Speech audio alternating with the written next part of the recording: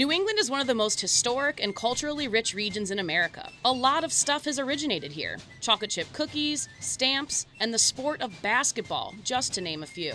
We also have things here that are quintessentially New England.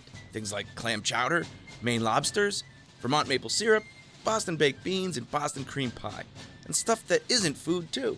Join us as we discover other unexpected New England originals in food and beverage, entertainment, sports, community engagement, and more. I'm Greg Moon. I'm Megan Wilson, and this is New England Originals.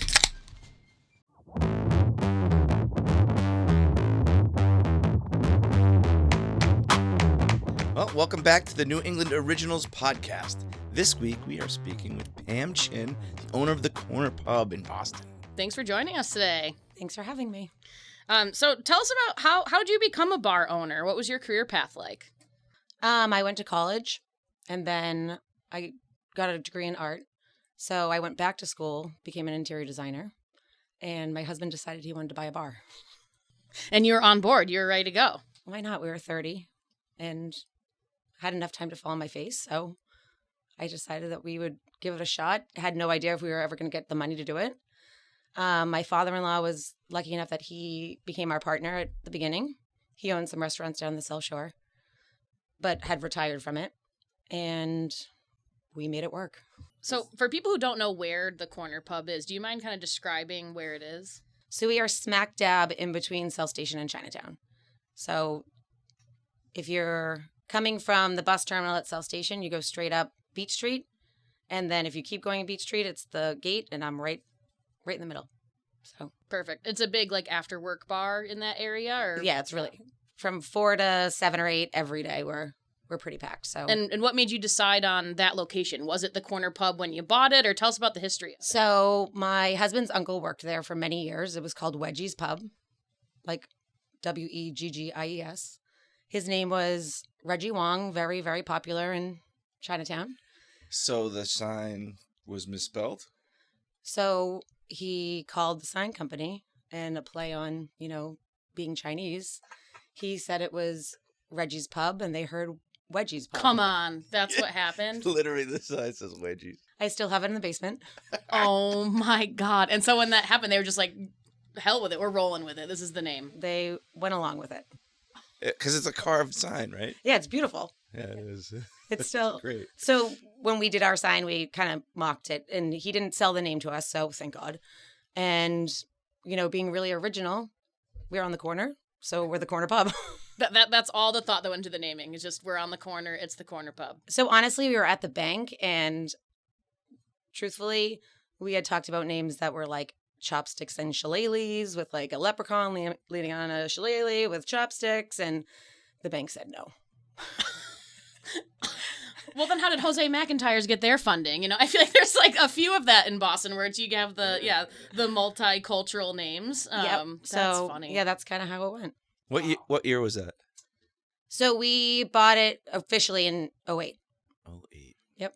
In the meltdown, the economic meltdown. So it was good for about a couple weeks. And then we shut down to renovate for about 3 months. I was pregnant with my daughter and reopened as the Corner Pub September 6th. Wow. So, yep. Wow. We bought it February 7th, and September 6th it became ours. Well, I mean, it was still ours, but we ran it as Wedgies for a while. So. Wow. Yeah. So you're pregnant. Pregnant. The world has collapsed economically, and you're trying to open your first business. That's got to be daunting. It was a lot. It was a lot. So Matt, my husband, he works for the town of Wellesley. He's the recreation director. So he truly, and I still had my full-time job. So we did what we had to do for about 5 years.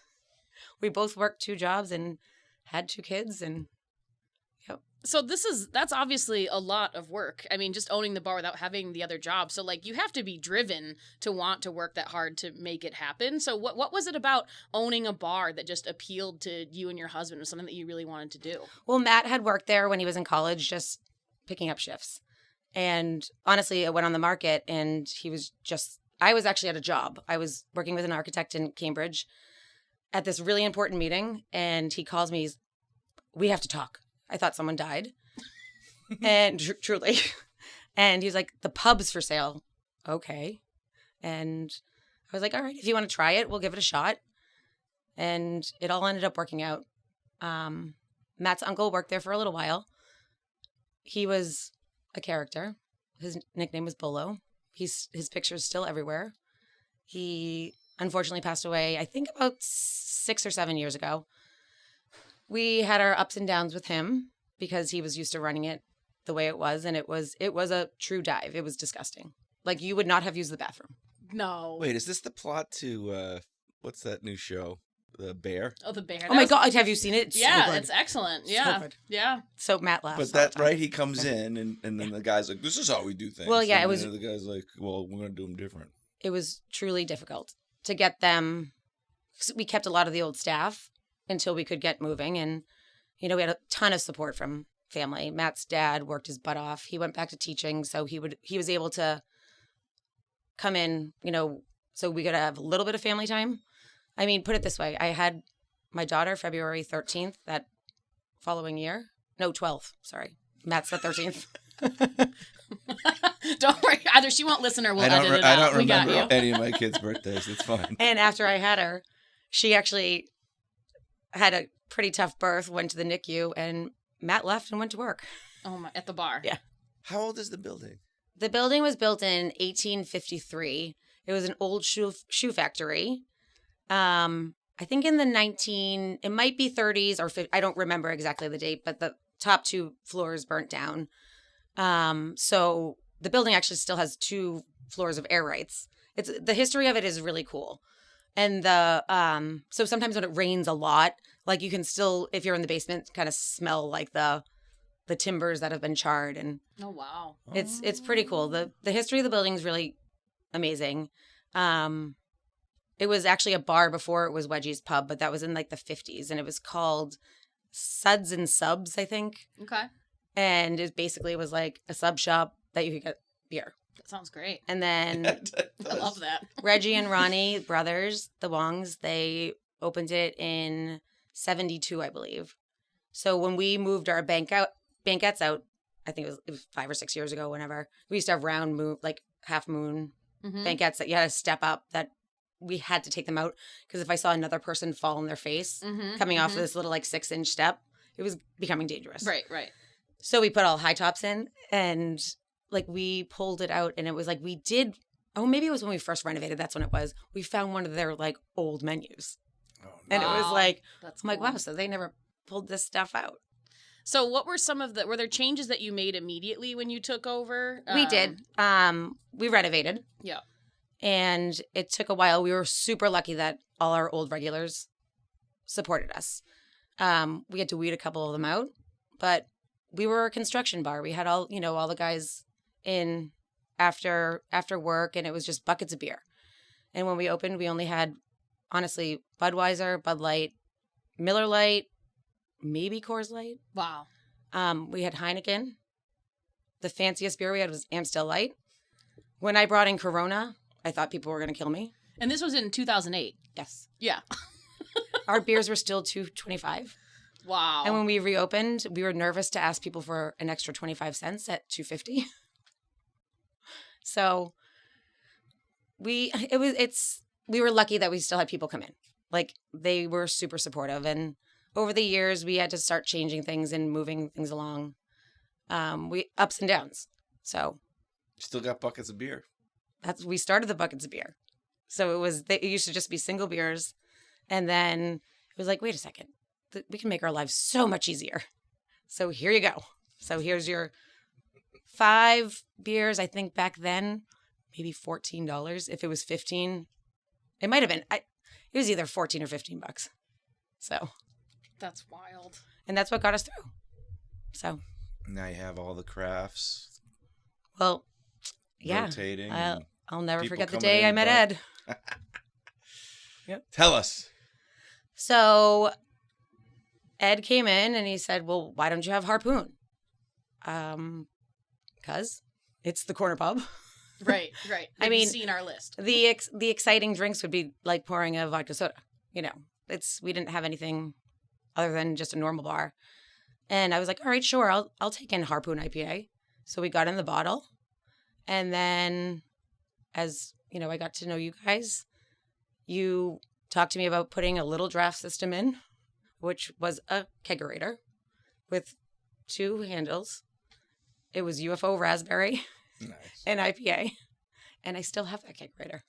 Nice. It still works? Still works. I'm being buried in that thing. Wow. So wait, when you could opened... probably fit it at your... No, I could totally fit it in. Yeah, we could put you in there for sure. So you said when you opened, you only had those beers. I didn't realize that they're only bottles and cans. You did not do Nothing. draft. Okay. And then a little vodka, soda every once in a while. Yeah, maybe some whiskey. Do you think that there are any specific challenges when it comes to being a woman bar owner? There's challenges with everything. So Matt had put so much work and energy into working in the pub that he was never home. I was doing my job, actually doing pretty well with it. I did a lot of commercial design. I did a lot of big jobs. So for us, obviously, the pub was feast or famine, but we had our supplemental income. So it was like we truly stole from Peter to pay Paul. Like, it is just what it was. It was our life. Like, I mean, my parents, Matt's dad, friends, the amount of times they bailed us out and helped us. And, we considered selling, but I wanted to hold on. Like, I knew it was a good spot. I knew the neighborhood was changing over. Yeah, there's silly things that happen to me every day still. People will ask me if they can speak to my husband or my father, or, just because they don't think that I'm the owner.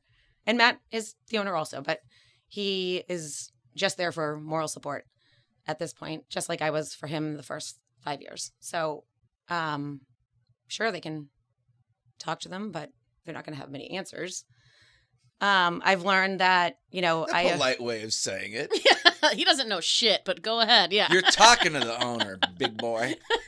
I laugh it off because I get it. I understand it. I understand that people don't expect me to be the person behind everything. And, over the last couple of years, I have an awesome staff. Everyone complains that they don't have staff.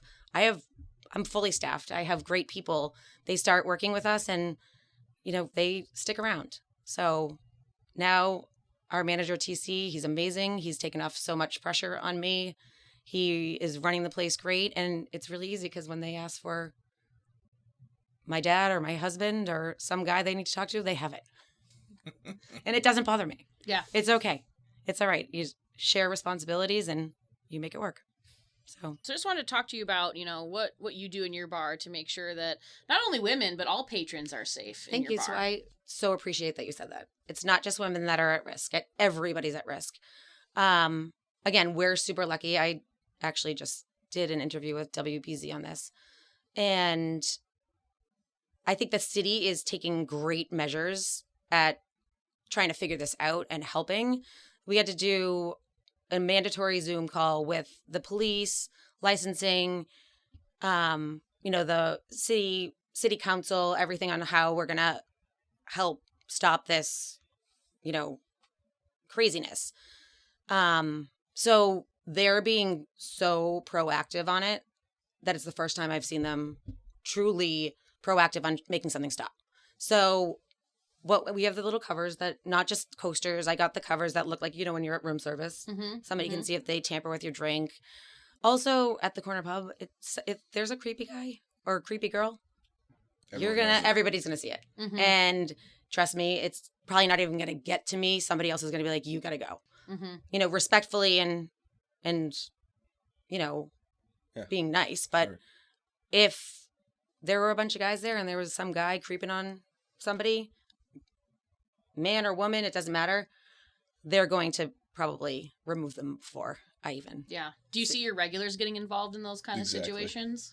They do, and they know that they're there as patrons and that they can't intervene too much. Mm-hmm. It's more, if I'm there, I can take care of everything. If I'm not there, if TC's there, he takes care of it, and some of the guys. But, there's some young girls that work there by themselves, and they might not have that strength of a voice to go up to somebody and feel comfortable. Most of them do.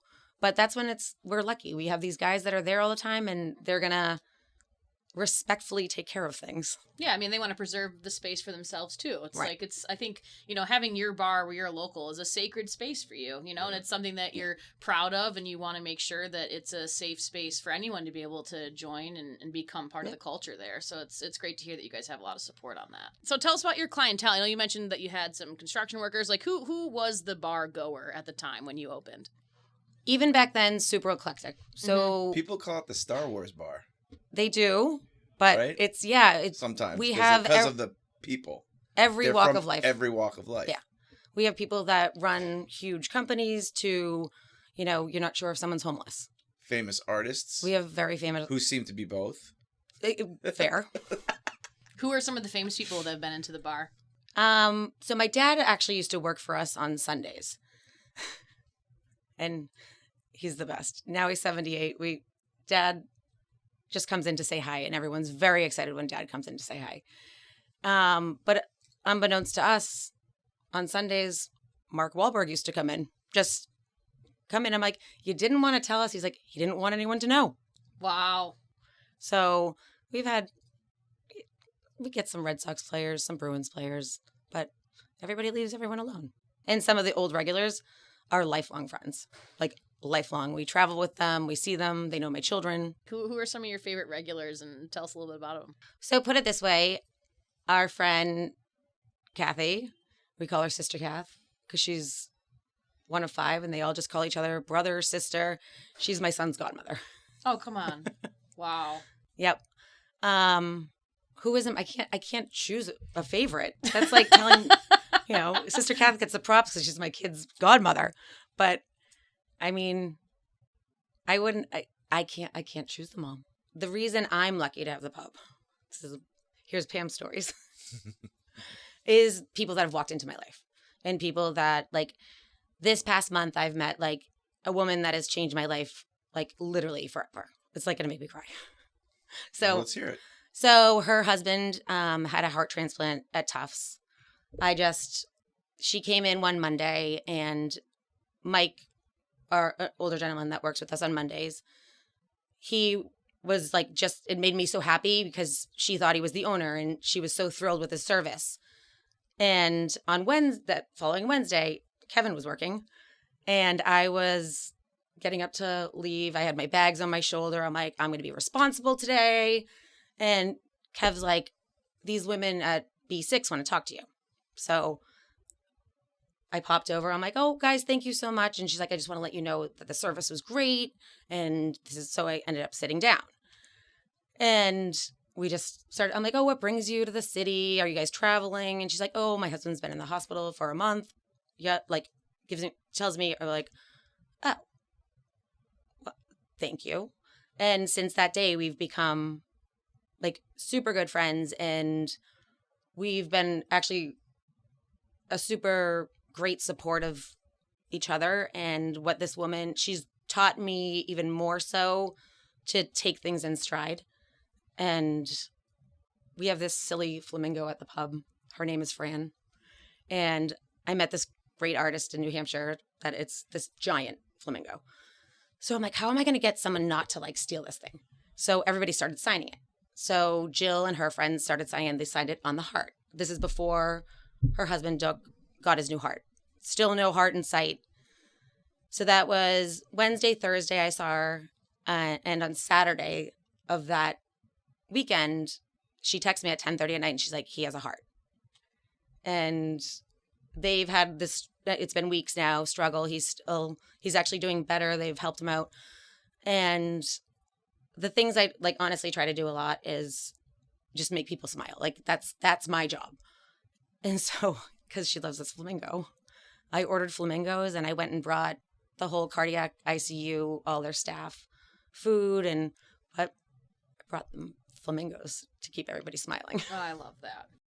So I'm lucky to, that's what I'm saying. Like, I meet these people that walk into my life that I know I'm going to have them in my life pretty much forever.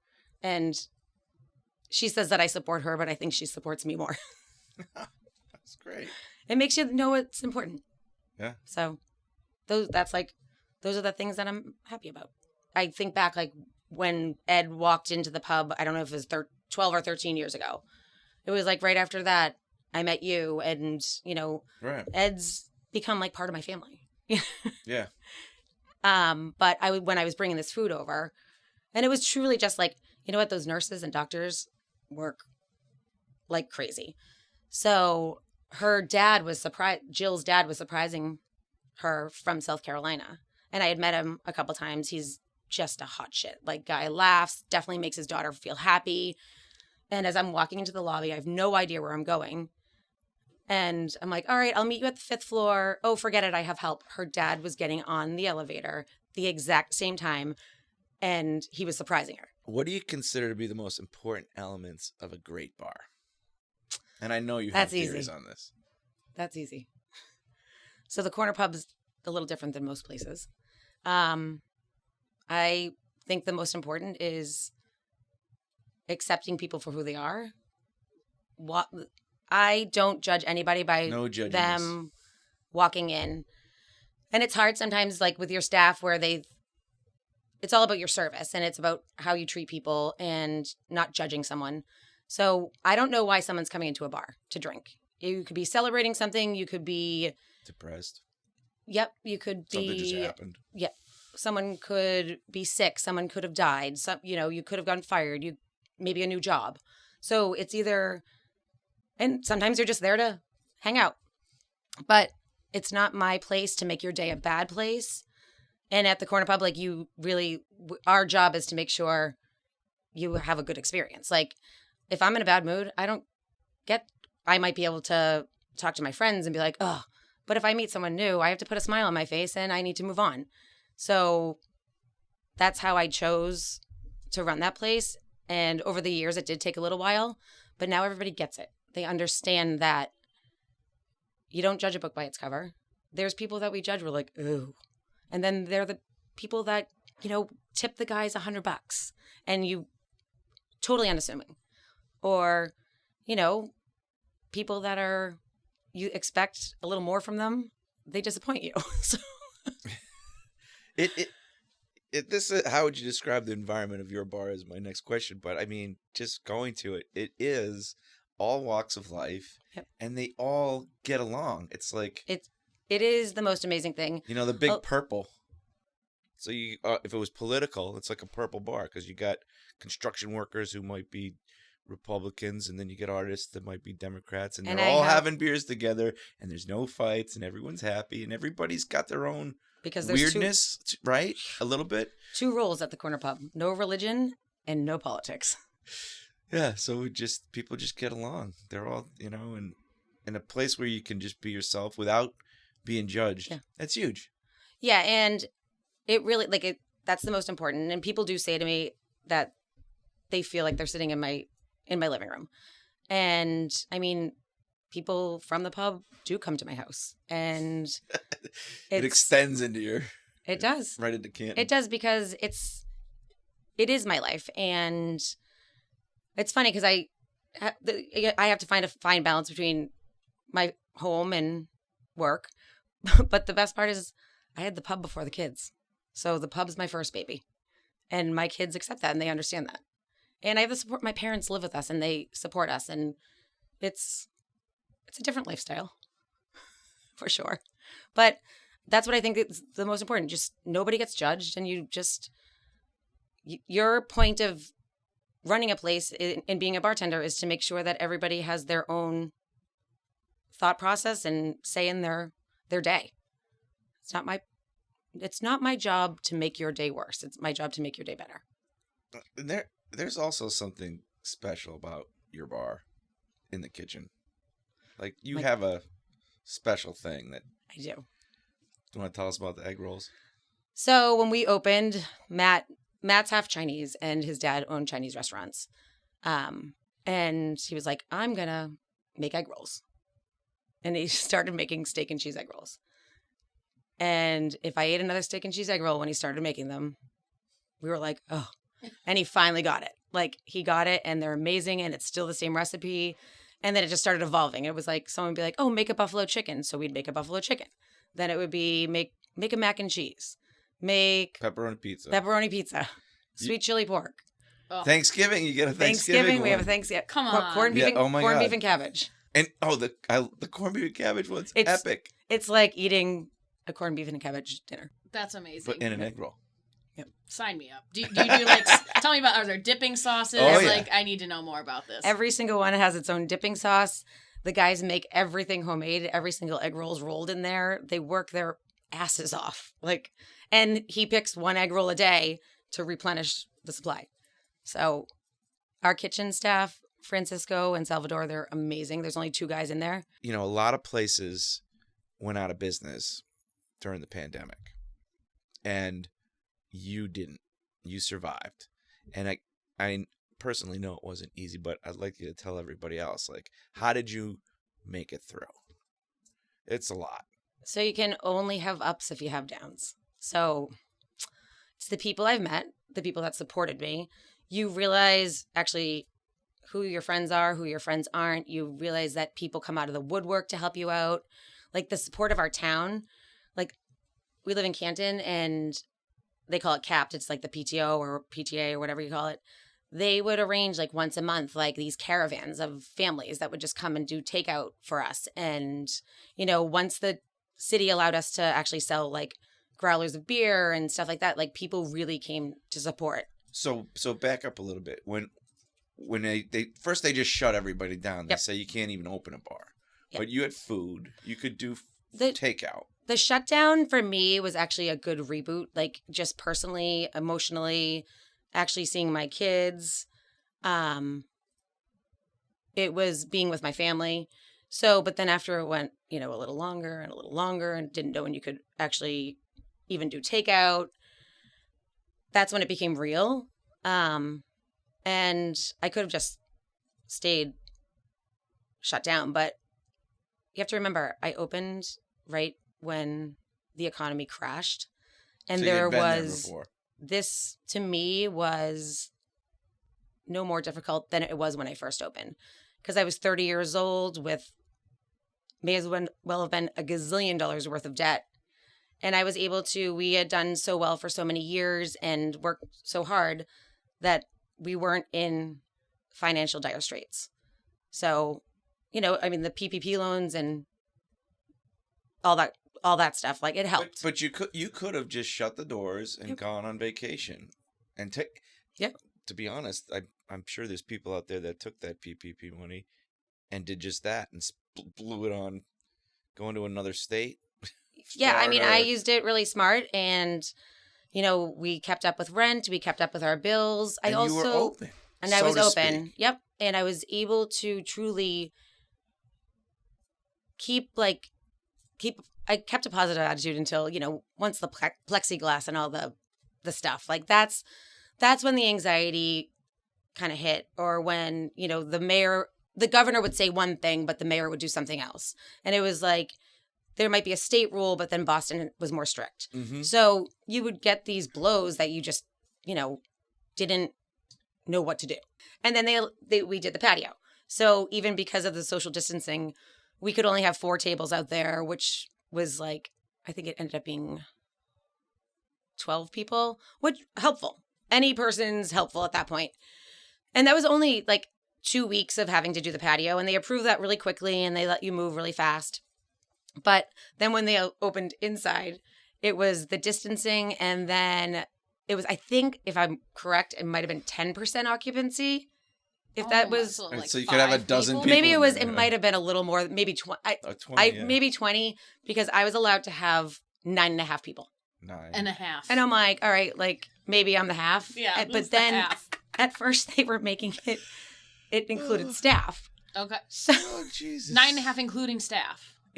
Oh my God. So it was like, well, I'll just take it and deal with it. And, you know, slowly but surely, then they realized like they can't count the staff. And then, you know, it was the masks where it was hard to work. You can't show expression. You can't, you know, give someone a hug. Like the corner pub is the place that everybody comes in and I truly treat everybody like they're my best friend or my kid or whatever. I talk to people all the time. And when I couldn't give somebody a hug, I think it emotionally affected me more than others. And that's where, talking to my friends behind a piece of plexiglass, it made no sense. And so did you guys do much takeout business before the pandemic? Not really. It was more like people would get lunch. We had a huge lunch business, huge. Mm-hmm. And that still hasn't come back because people aren't at work. Mm-hmm. It's Working slowly from home. but surely. Yes. Or we're lucky enough too, where offices have even moved, and people were like, a lot of people call us conference room C. So it's like, or conference room corner. Yeah. Where it's like all of a sudden they all just come in with their computers and they have their meetings, or they all take the day off and they come and hang out. I mean, kids that have moved on to like across the city, they still all come in to visit us. Mooner and I work in beer, and things changed for us overnight too, where, bars were closed down. All of a sudden, all the business moved to the off-premise. I mean, numbers were insane. We were selling a ton of beer because people were drinking at home. But I'd love to hear from you, Greg, about, what was it like being a sales rep during that time? It was crazy. And actually, Pam was a lifeline. So we furloughed a bunch of guys. Now, every bar is closed. And Ed does 90% bars. I probably do 70% or more bars. And so when I'm running routes for like gas stations and convenience stores that normally we wouldn't see on a regular basis, but they were the only places open, and their business was booming because convenience, right? People were scared to leave home, but maybe they wanted beer. But all told, like you'd finish up your day pretty quick. Like, I don't have any other place to go. So Pam would be like, open the side door, and I'd go in, and she'd be making all the food for the go. And it was our conference room C for Ed and I. I love that. And they helped, and I would put a corner pub shirt on them. I love that.